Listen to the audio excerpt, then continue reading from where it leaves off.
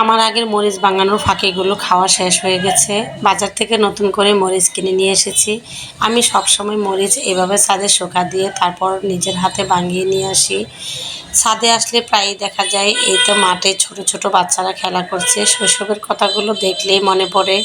পরের দিন আবারও মরিচগুলো রৌদ্রে শুকাতে দিয়েছি, কারণ আগের দিনের মরিচগুলো শুকাতে দিয়েছিলাম, মচমচা হয়নি।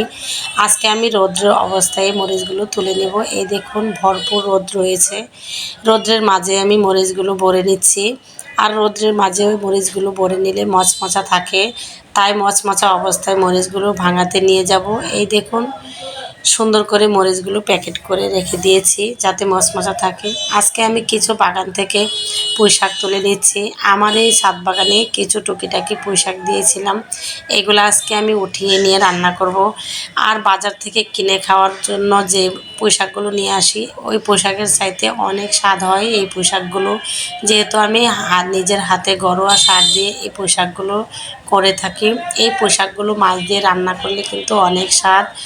আমার কাছে এই পুঁই শাকটা খুবই প্রিয়, তাই আমি ছাদে কিছু থাকুক বা না থাকুক, দেখুন মাশাল্লাহ অনেকগুলো পুঁই শাক উঠিয়ে নিয়েছি। আর আমার যে ছোট্ট ফ্যামিলি, সেখান থেকে এই ছাদ বাগানের এইটুকু শাক আমার হয়ে যায়। আরেকটি ছাদ বাগান থেকে আরেক কিছু শাক তুলে নেব। নিচতলায় আরেকটি গাছ দিয়েছিলাম, ওখানে লাগিয়েছে আমাদের বাড়িওয়ালা ভাই। এখানেও আমি আরেকটি পুঁই শাক গাছ লাগিয়েছিলাম, এখান থেকে আরও অল্প একটু কেটে নিব। আমি যখন টুকটাক করে বাগান থেকে কিছু শাক তুলে নিই, আমার তো অনেক ভালো লাগে। দেখুন কালারটা কি সুন্দর পুঁই শাকগুলোর। এই তো হয়ে গেছে অনেকগুলো শাক। এই শাকগুলো নিয়ে আজকে আমি মাছ দিয়ে রান্না করব। এরপর আমি চলে যাচ্ছি মরিচ ভাঙানোর জন্য। এই মরিচগুলো গরম গরম না ভাঙালে বাগানো সুন্দর হয় না, তাই আমি সাথে সাথে মরিচগুলো ভাঙানোর জন্য মেশিনে নিয়ে যাচ্ছি। এই তো চলে আসলাম মরিচ ভাঙানোর মেশিনে। এখান থেকে আমি ভাঙিয়ে তারপর চলে যাব বাসায়।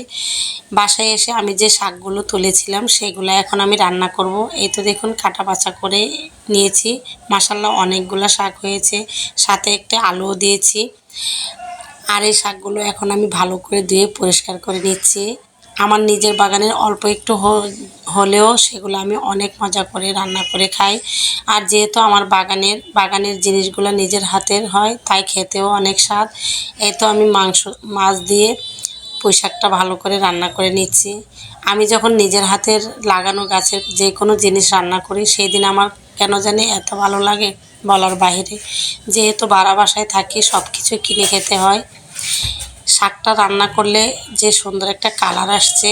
এ তো আমার বাগানের শাক রান্না করা শেষ হয়ে গেছে। তো আজকের মতো ভিডিওটি এখানে শেষ করছি। আপনারাও চাইলে বাগানে একটু একটু শাক করে আমার মতো এইভাবে রান্না করে খেতে পারেন।